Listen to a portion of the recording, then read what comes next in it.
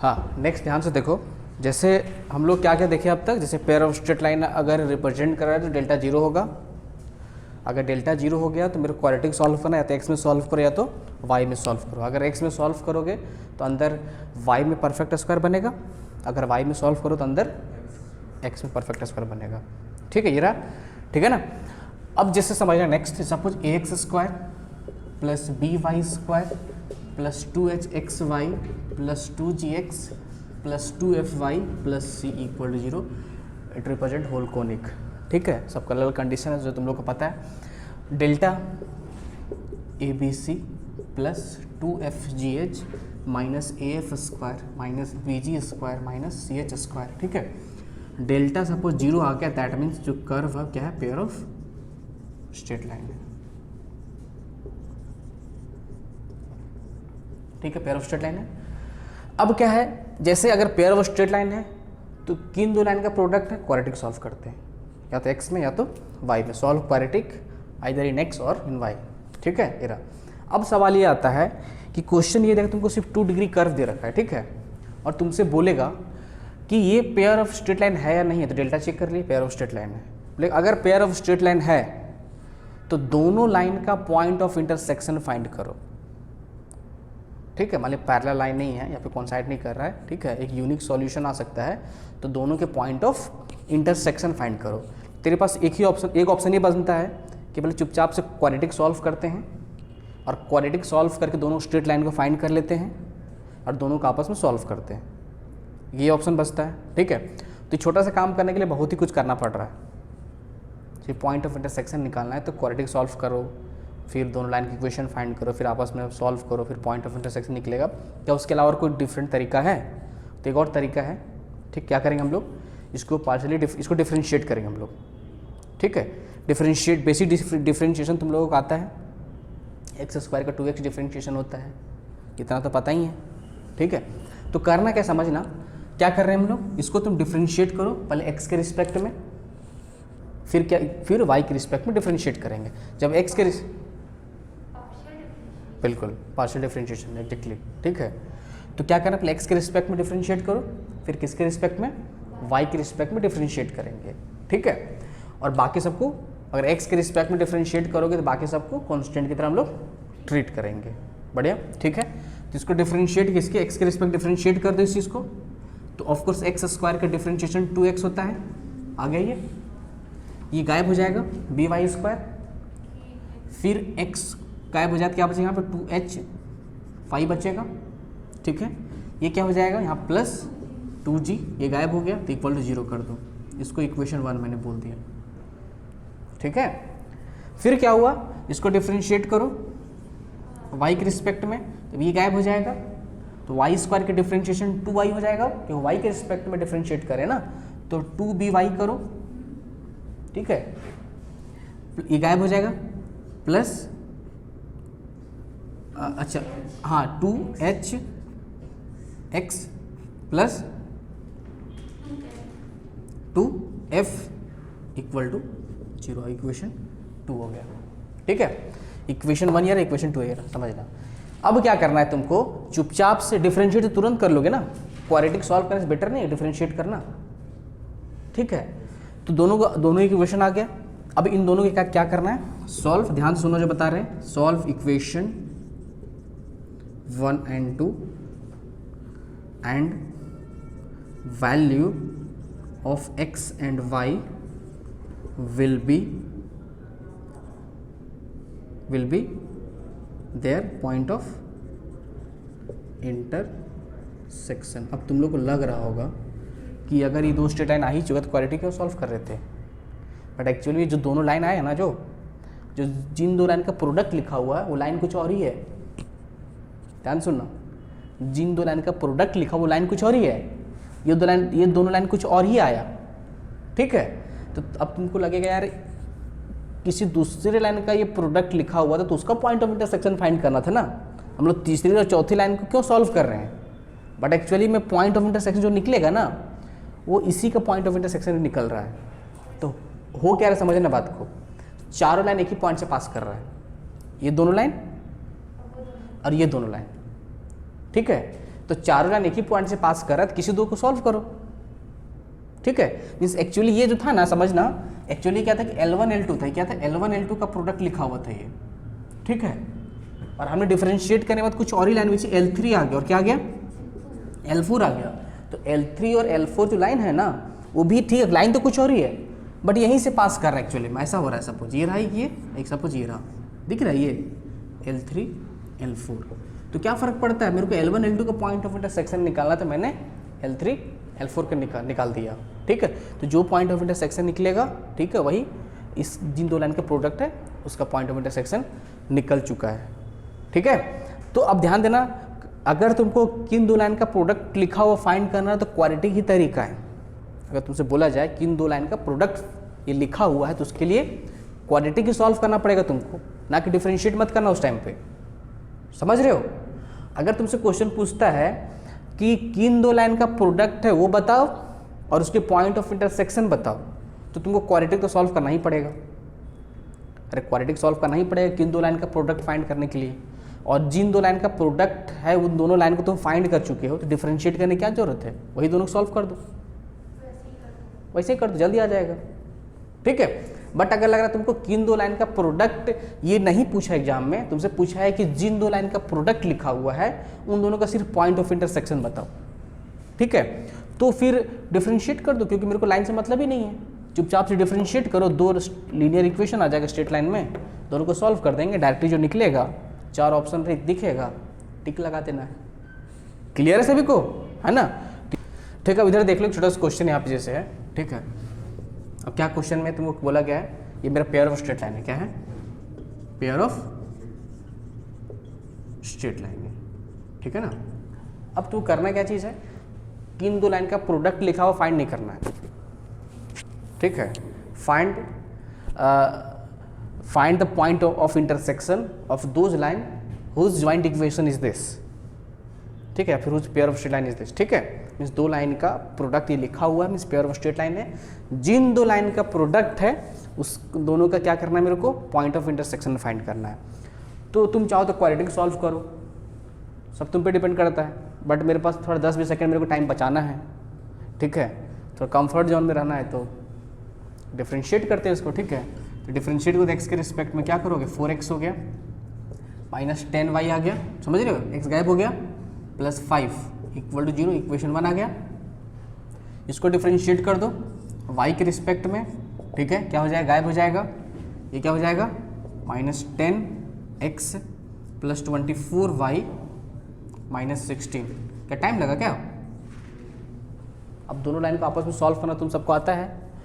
ठीक है, तो सॉल्व कर लोगे, और जो भी x और y का वैल्यू निकलेगा वही क्या होगा, मेरा पॉइंट ऑफ इंटरसेक्शन। दो, अच्छा 24 ना 2 लिखा गया। ठीक है, बढ़िया, ठीक, क्लियर है? तो इस तरीके से हम दोनों को सॉल्व करेंगे, और जो भी पॉइंट ऑफ इंटरसेक्शन निकलेगा आ जाएगा। ठीक है ना, बड़े ठीक है, क्या करेंगे, सॉल्व, बता कितना, जल्दी बता मेरे को, सॉल्व इक्वेशन 1 और 2 बताओ। -8 हाँ, अच्छा y, अच्छा सिंप्लीफाई कितना रहा कंप्लीट ये, -16 -5 21 -21 -21/14 यहाँ से आ रहा है, तो गलत है सही है, बता मेरे को, x का वैल्यू गलत है सही है, जल्दी बोलो। देख लो इधर कुछ और ही आ रहा है, कितना आ रहा है, 15/2, और बताओ कोई, 15/2 और 7/2 सही है, गुड, बढ़िया, जैसे करेक्ट आंसर। सॉल्व करोगे तो इन दोनों का, जिन दो लाइन का प्रोडक्ट लिखा हुआ है उसका पॉइंट ऑफ इंटरसेक्शन क्या हो जाएगा, 5/2 और 7/2 से दोनों लाइन पास कर रहा है। ठीक है ना, बढ़िया। अब इधर ध्यान दो, देखो, ठीक है, सॉल्व करना सबको आता है। देखो जैसे अब मैंने बोला, सपोज यहाँ पे ax² है प्लस by² है प्लस 2hxy है प्लस 2gx है प्लस 2fy प्लस c = 0। इधर ध्यान से समझो, अगर मैंने बोला कि चलो ठीक है, ये क्या है, पेयर ऑफ स्ट्रेट लाइन है, तो ऑफकोर्स डेल्टा क्या होगा, 0 हो जाएगा। इधर ध्यान दो, मत लिखो, डेल्टा क्या हो गया, 0 हो गया। ठीक है, अब तुमसे क्वेश्चन ये बोलता है, ठीक है, कि अगर ये पेयर ऑफ स्ट्रेट लाइन है तो जिन दो लाइन का प्रोडक्ट लिखा हुआ है उन दोनों लाइन के बीच में एंगल बताओ कितना बन रहा है। जिन दो लाइन का प्रोडक्ट ये लिखा हुआ है तो ऑफकोर्स दो स्ट्रेट लाइन होगा, तो उसके बीच में कुछ ना कुछ एंगल बनेगा। जैसे अगर पहले मेरे को अगर दोनों लाइन स्ट्रेट लाइन पता हुआ करता था तो इसका स्लोप निकालते थे m1, इसका स्लोप m2 निकालते थे, और theta equal to tan inverse m2 minus m1 divide by 1 plus m1 m2 करते थे। उससे जो एंगल निकलता था वो एंगल बिटवीन टू लाइन बोलते थे। ठीक है, तो अगर तुमको एंगल निकालने के लिए बोला गया तो पहला ऑप्शन ये बनता है कि बोले क्वाड्रेटिक सॉल्व करो, दोनों स्ट्रेट लाइन को फाइंड कर लो और दोनों का स्लोप निकाल लो। एक के स्लोप को m1 बोलो, दूसरे के स्लोप को m2 बोल दो, तो theta equal to tan inverse m2 minus m1 divide by 1 plus m1 m2 करके जो भी वैल्यू देगा एंगल निकल गया। छोटा सा काम करना तो बहुत ही कुछ करना पड़ गया, करना पड़ा ना। क्वाड्रेटिक सॉल्व करो, फिर स्लोप निकालो, फिर एंगल फाइंड करो। क्या इससे भी और जल्दी आ सकता है क्या? तो बिल्कुल आ सकता है। क्या करना है समझो। करना क्या होता है, देखो बस मेरे को एक्स स्क्वायर वाई स्क्वायर और एक्स वाई से मतलब होता है। ठीक है, तो एक्स स्क्वायर कोफिशिएंट कितना हो गया, ये हो गया x square coefficient of x square कितना हो गया a, coefficient of y square कितना आ गया b, coefficient of x y कितना आ गया 2h आ गया। ठीक है, तो एंगल बिटवीन बोलोगे, angle between two line will be theta, that will be tan inverse mod of 2 root under h square minus ab divided by a plus b, that's it। Clear है? कितना simple है। तुमको ये निकाल लोगे, B निकालोगे, ऐसे निकालो, एंगल निकल चुका है। ठीक है, जैसे ये दो लाइन का प्रोडक्ट लिखा हुआ है ना, तुमको सिर्फ एंगल फाइंड करना है। ठीक है, तो क्या हो गया, यहाँ a का वैल्यू 2 आ गया, b का value 12 and 2h equal to -10, तो h कितना आ गया -5, तो थीटा कितना हो जाएगा tan inverse twice of root under h square. इसे याद होना चाहिए। ठीक है, h स्क्वायर दैट मीन्स -5 का स्क्वायर 25 हो गया, -5 उसका पूरा ही लिख लो, माइनस h स्क्वायर माइनस क्या लिखा हुआ है यहाँ पे a भी लिखा हुआ है, a कितना है 2 और b कितना है, ठीक है 2 × 12 लिख लोगे divide by a plus b, a का वैल्यू कितना है 2 प्लस 12, जो भी एंगल देगा this is angle between this two line. आगे सबको समझ में, ए बी और एच फाइंड करना था, कोई दो स्ट्रेट लाइन फाइंड करने की जरूरत तुमको नहीं है। ठीक है, कोई स्लोप निकालने की जरूरत नहीं है, तुम यहाँ से फाइंड कर लोगे। ठीक है, अब ध्यान से देखो थोड़ा सा और, जैसे ये चीज़ तुमको सब कुछ बता देगा, ये जो दिख रहा है ना ये अब ध्यान समझना। जैसे थीटा इक्वल टू क्या था, समझो बढ़िया से, tan इनवर्स मत लिखो, बार बार बोल रहे हैं, इससे मेरे को डिस्ट्रैक्शन होता है। a प्लस बी रहा, ठीक है ना, angle between this two line हुआ। ठीक है, अब ध्यान समझना, हो सकता है कि दोनों लाइन पैरेलल भी हो सकता है, वो पॉसिबल है। ठीक है, या फिर हो सकता है कि दोनों लाइन परपेंडिकुलर हो सकता है। बात को समझ रहे हो? तो अगर एच स्क्वायर अगर ये suppose h square minus a b equal to 0 कर दोगे तो एच स्क्वायर किसके इक्वल आ जाएगा, ये 0 हो गया, तो क्या बोलेंगे थीटा 0 आ गया। तो दो पैरेलल लाइन के बीच में एंगल कितना होता है 0 डिग्री होता है। ठीक है, तो तुम ए बी से पता नहीं कर लोगे। अब तुमसे मैं बोलूँ इस जगह पे बताओ तो जिन दो लाइन का प्रोडक्ट लिखा हुआ है वो लाइन पैरेलल है या नहीं है, हो सकता है ना कि पैरेलल है या नहीं है। तो एच स्क्वायर निकालोगे और ए बी करोगे, पता चला कि एच स्क्वायर में ज़्यादा आ गया ए बी से, तो पैरेलल तो नहीं है। बात समझ रहे हो? कुछ भी नहीं करना है तुमको, बस देख के सब बता रहे हो, तुम एंगल तुरंत निकाल दे रहे हो बिना लाइन पता करे, तुम पॉइंट ऑफ इंटरसेक्शन तुरंत फाइंड कर ले रहे हो, पैरेलल है या नहीं है, इमेजिनरी लाइन है, रियल लाइन है, सब पता कर लोगे। ठीक है, जैसे अगर एच स्क्वायर सपोज तेरा क्या हो गया माइनस ए बी, अंदर अगर पॉजिटिव रहेगा तभी तो रियल वैल्यू देगा, अगर ग्रेटर देन 0 आ गया तो एच स्क्वायर क्या हो जाएगा ग्रेटर देन ए बी, आ गया कि नहीं। अगर एच स्क्वायर ग्रेटर देन ए बी आएगा तो कुछ ना कुछ वैल्यू देगा, कुछ ना कुछ एंगल बन रहा होगा, अरे कुछ एंगल बन रहा होगा ना, तो कुछ एंगल अगर बन रहा होगा फॉर एग्जाम्पल, ठीक है, तो तुम बोल दोगे कि ठीक है यूनिक सॉल्यूशन आएगा। ठीक है, क्या बोलेंगे, line will intersect each other at a point, एक पॉइंट पे कहीं कट कर रहा होगा, ऐसा कुछ लाइन तभी तो एंगल आया, क्योंकि ये पॉजिटिव आ गया ना। अगर H square less than A B आ गया तो क्या हो जाएगा, इमेजिनरी दिख रहा है ये चीज़। अरे हो सकता है ना कि x plus iota y minus 4 लिखा हो, मे भी ऐसा कुछ हो सकता है कि इमेजिनरी लाइन वगैरह कुछ हो, ठीक है। तो उस टाइम अगर H square less than A B आ जाए, इस जगह पे क्या बोलेंगे, इमेजिनरी लाइन का प्रोडक्ट लिखा हुआ हो सकता है।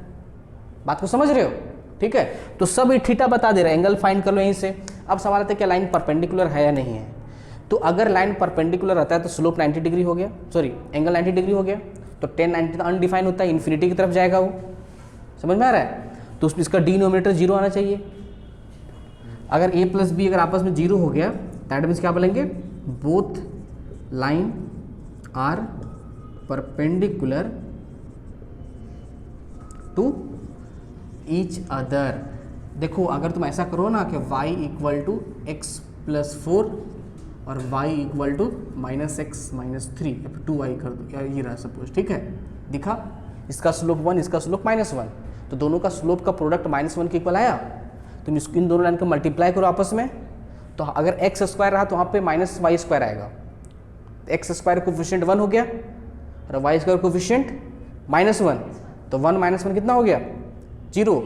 मीन्स अगर इन दोनों को जोड़ो, ए जोड़ो और बी जोड़ो, यहाँ पे जोड़ने पे 0 बन रहा है क्या, नहीं बना ना, 14 आ गया, 2 + 12 14। मीन्स दो परपेंडिकुलर लाइन का प्रोडक्ट नहीं लिखा हुआ है। आया समझ में। तो h square greater than A b, h square less than A b, h square equal to a b and a plus b equal to 0 अगर होता है तो ये सब कंडीशन होता है। आया सबको समझ में, ठीक है। लिख लो इस चीज़ को,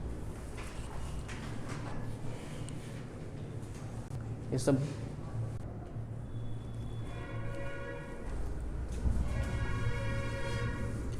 ठीक है। तो देखो थीटा निकालना सबको आ गया, आप ध्यान से समझना। एक रिलेशन होता है, वो रिलेशन होता है m1 plus m2 equal to -2h/b, और m1 m2 क्या होता है, a/b। मीन्स एक्चुअली हो क्या रहा है ना, रिलेशन जो है ना, जैसे जिन दो लाइन का प्रोडक्ट लिखा हुआ था ये, ठीक है, तो उसके एक का स्लोप m1 होगा और दूसरे का स्लोप m2 होगा। तो m1 प्लस m2 -2h/b और m1 m2 क्या होता है, a/b। आता कहाँ, सिंपल समझ सकते हो। देखो जैसे मैं लिखता हूँ, अगर सपोज एक लाइन का स्लोप m1 है, L1 का स्लोप कितना है, m1 है, और L2 का स्लोप कितना है, m2 है स्लोप, ठीक है। तो theta will be equal to क्या लिखो, tan inverse twice of root under h square minus ab divide by a plus b लिखोगे, डायरेक्टली लिखोगे, बट यहाँ से क्या लिखोगे, theta will be equal to tan inverse m2 minus m1 divide by 1 plus m1 m2 भी बोल सकते हो, अगर स्लोप पता चल चुका है तो ऐसे निकालो एंगल, या फिर ऐसे निकालो, एक ही बात है, ठीक है। अगर ऐसे निकालते m1 m2 -1 आ जाएगा यहाँ पे, तब बोलेंगे परपेंडिकुलर है, समझ रहे हो। अरे अगर दो लाइन का इक्वेशन पता है तुमको, तो एक का स्लोप पता कर लोगे, मान लीजिए सपोज m1 है, और दूसरा लाइन को का स्लोप सपोज तुम m2 बोल दिए, तो दोनों लाइन का स्लोप पता है तो तुम थीटा निकाल सकते हो, इस तरीके से भी निकाल सकते हो। या फिर मान लिया मेरे को इक्वेशन फाइंड नहीं करना है, वो चुपचाप से एंगल फाइंड करना है, तो इस तरीके से निकाल ही लोगे। तो ये आता कहाँ से, इन्हीं दोनों के हेल्प से आता है। जैसे अगर तुम यहाँ बोलोगे ना कि m2 माइनस m1 किसके इक्वल है, twice of root under h square minus ab divide, ये इसके इक्वल बोलेंगे फिलहाल।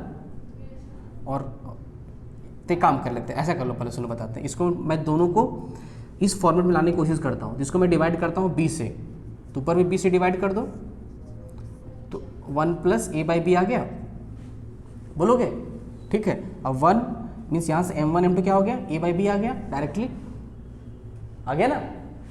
देखो मैंने क्या किया कि ऊपर में b से डिवाइड किया, नीचे में b से डिवाइड किया, तो b/b 1 आ गया प्लस a/b आ गया। तो अगर मैं इसे कंपेयर कर रहा हूँ तो यहाँ पे 1 प्लस m1 m2 किसके a/b आ गया। यहाँ पे दिखाई दे m2 माइनस m1 किसके इक्वल है, इसके इक्वल है, ठीक है। मेरे को फाइंड करना m1 प्लस m2 फाइंड करना इसके हेल्प से, ठीक है। तो मैं बोल सकता हूँ m2 माइनस m1 का होल स्क्वायर जो होता है वो m2 प्लस m1 का whole square minus 4m1 m2 बोल दोगे, एक ही बात है, सही है ना, ठीक है।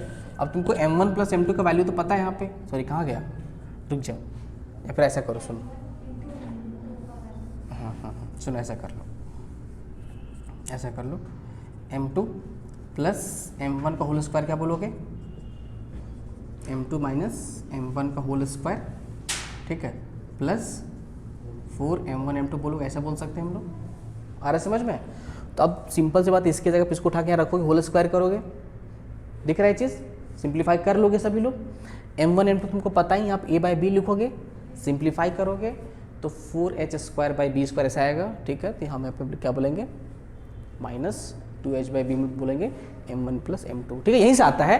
तो ये आता है, ठीक, पता तो है मेरे को, बट इंपॉर्टेंट चीज़ यहाँ पे क्या है, इंपॉर्टेंट चीज़ ये चीज़ पता होना चाहिए, ज़्यादा इंपॉर्टेंट है। बात को समझ रहे हो? Delta ABC plus 2FGS minus AF² minus BG² minus CH², ठीक है, पता है कहाँ से आता है, ठीक है, बट डेल्टा का वैल्यू, डेल्टा किसके इक्वल होता है ये पता होना ज़्यादा इंपॉर्टेंट है। ये आता कहाँ से है पता है, बढ़िया बात है, बट थीटा एंगल क्या होता है ये पता होना ज़्यादा जरूरी चीज़ है। ये बात को समझ रहे हो? क्योंकि मेरे को PhD तो नहीं करना है फिलहाल, मेरे को एग्ज़ाम क्लियर करना है, मेरे को JEE क्लियर करना है, समझ रहे हो? तो अगर तुमको एंगल फाइंड करने के लिए बोला जाएगा तो थीटा बराबर 10 होता है। प्रोसेस तो पता ही हम सबको, फिर ये सब पता, ये पता तो रटने की जरूरत है नहीं, ये सब चीज़ इसी की हेल्प से सब कर लोगे।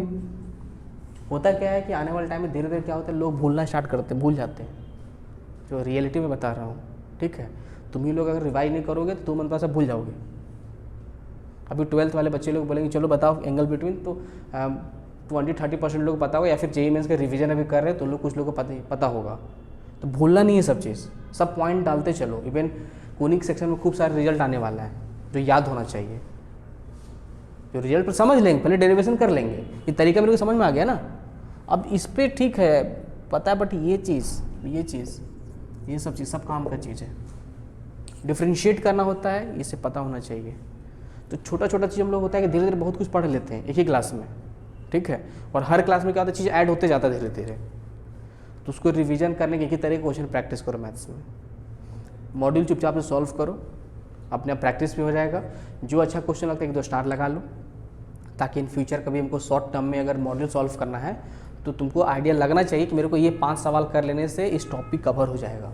जैसे तुम सपोज पेयर ऑफ स्टेडियम का मॉड्यूल कर रहे हो, तो एक क्वेश्चन लगा मेरे को एंगल से रिलेटेड, एक क्वेश्चन स्टार लगा लो, ताकि अगर उस क्वेश्चन को मैं करूँ इन फ्यूचर भी तो ये मेरा रिविजन हो जाएगा।